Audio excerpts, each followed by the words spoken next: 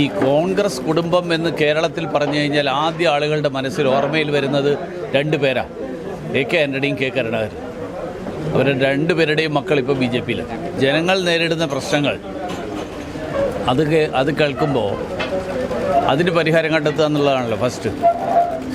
കോൺഗ്രസ്സിലെ കേരളത്തിലെ തന്നെ സ്ഥിതി എന്താണെന്നോ അറിയാൻ പ്രതിപക്ഷ നേതാവോ അല്ലെങ്കിൽ കോൺഗ്രസിൻ്റെ സംസ്ഥാന പ്രസിഡൻറ്റോ പത്രസമ്മേളനം നടത്തുമ്പോൾ അത് നോക്കിയാൽ മതി. പരസ്പരം പരസ്പരം അവരുടെ സഹപ്രവർത്തകരെ വിശേഷിപ്പിക്കുന്നത്.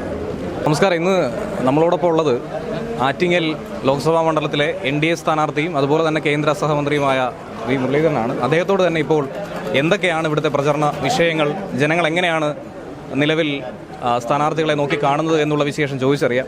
നമസ്കാരം. നമസ്കാരം സർ. നമസ്കാരം. എങ്ങനെയുണ്ട് ഇപ്പം നിലവിൽ പ്രചരണ ചൂട്? അതുപോലെ തന്നെ കനത്ത ചൂടാണ് അനുഭവപ്പെടുന്നത്. ഇതിനിടയിലുള്ള പ്രചരണം എങ്ങനെയുണ്ട്?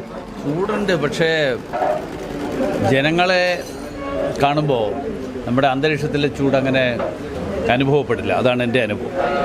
കാരണം ജനങ്ങൾ നേരിടുന്ന പ്രശ്നങ്ങൾ അത് കേൾക്കുമ്പോൾ അതിന് പരിഹാരം കണ്ടെത്തുക എന്നുള്ളതാണല്ലോ ഫസ്റ്റ്.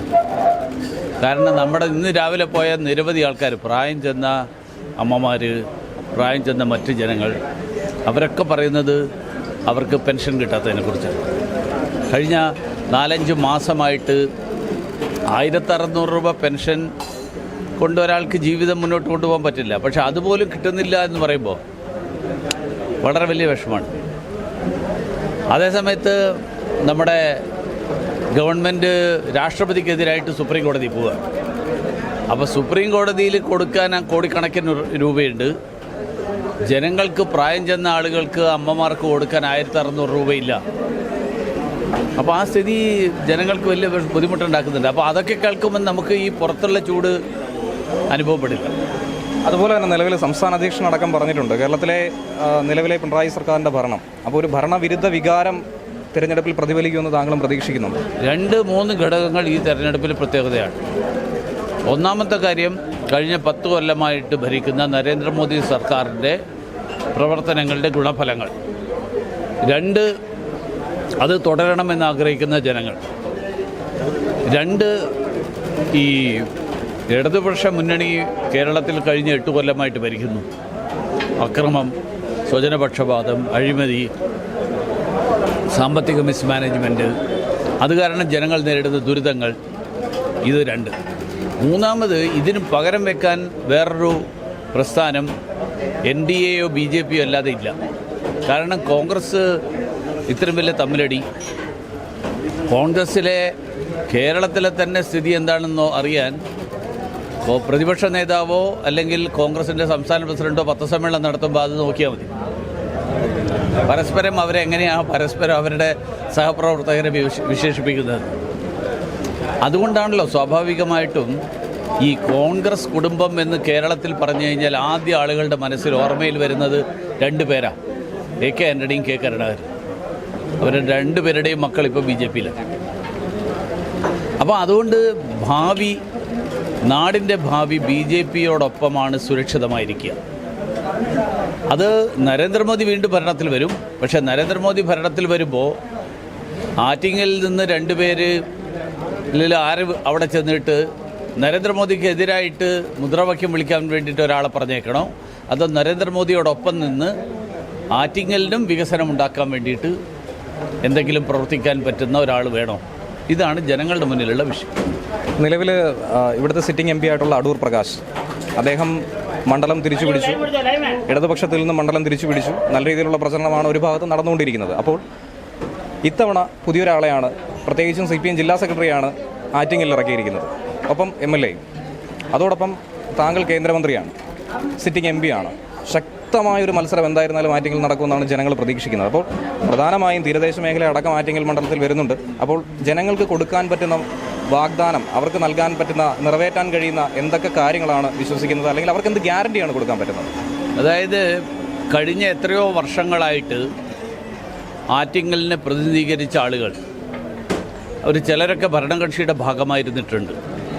എന്നിട്ട് പോലും ആറ്റിങ്ങലിന് ഉദ്ദേശിച്ച തരത്തിലുള്ള, പ്രതീക്ഷിക്കുന്ന തരത്തിലുള്ള പ്രയോജനം ഉണ്ടായില്ല.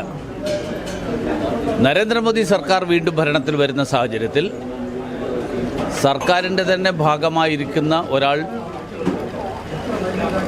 NDAയുടെ സ്ഥാനാർത്ഥിയായിട്ട് മത്സരിക്കുന്ന സാഹചര്യത്തിൽ തീർച്ചയായിട്ടും വരാനിരിക്കുന്ന കാലം നരേന്ദ്രമോദിയോടൊപ്പം നിൽക്കുന്നതിലൂടെ ഈ പ്രദേശത്തിന് വലിയ പ്രയോജനം, വലിയ വികസന സാധ്യതകൾ.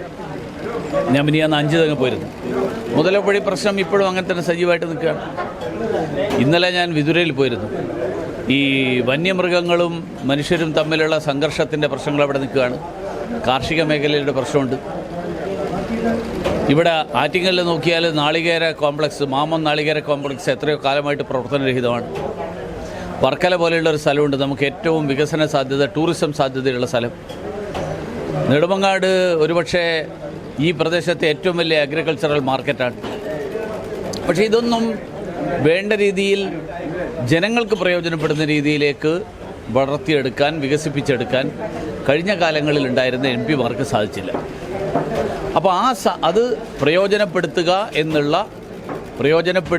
എന്നുള്ള ഗ്യാരണ്ടി, ആ ഗ്യാരണ്ടിയാണ് നരേന്ദ്രമോദിയുടെ ഗ്യാരണ്ടി.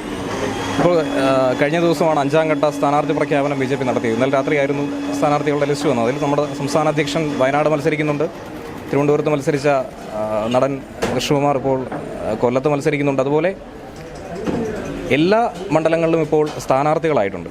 അപ്പോൾ പുതുതായി വന്ന സ്ഥാനാർത്ഥികൾക്ക് സമയം കുറഞ്ഞു പോയോ എന്നൊരു പരാതി പല പ്രവർത്തകർ നേരത്തെ തന്നെ പറഞ്ഞതാണ്. അതങ്ങനെ ഒരു പരാതിയായിട്ട് തോന്നുന്നുണ്ട്.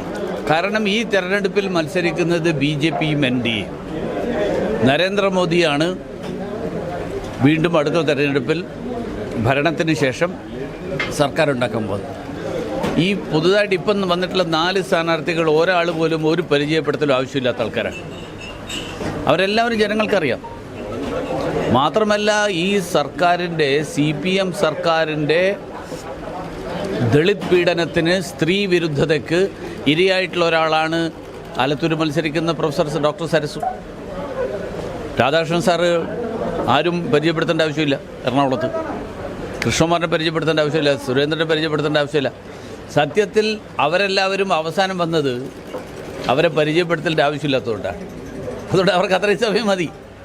അതുകൊണ്ട് അവർ അടുത്ത 2 ദിവസം കൊണ്ട് 1 മാസം മുമ്പ് ഓടാൻ തുടങ്ങിയ ആളുകളുടെ കൂടെ എത്തും. അവരൊക്കെ ഏകദേശം ഓടി കിതച്ചു എന്നാണ് പറയുന്നത്. തീർച്ചയായിട്ടും. അതുകൊണ്ട് ഈ ആമയും മുയലും തമ്മിൽ ലോട്ടം പോലെ ആയിരിക്കും. മുയൽ വിചാരിക്കുന്നത് ഞങ്ങൾ ഓടി മുന്നിലെത്തിയെന്നാണ്. ശരി, എല്ലാവിധ വിജയാശംസകളും മലയാളി വാർത്ത നേരുകയാണ്.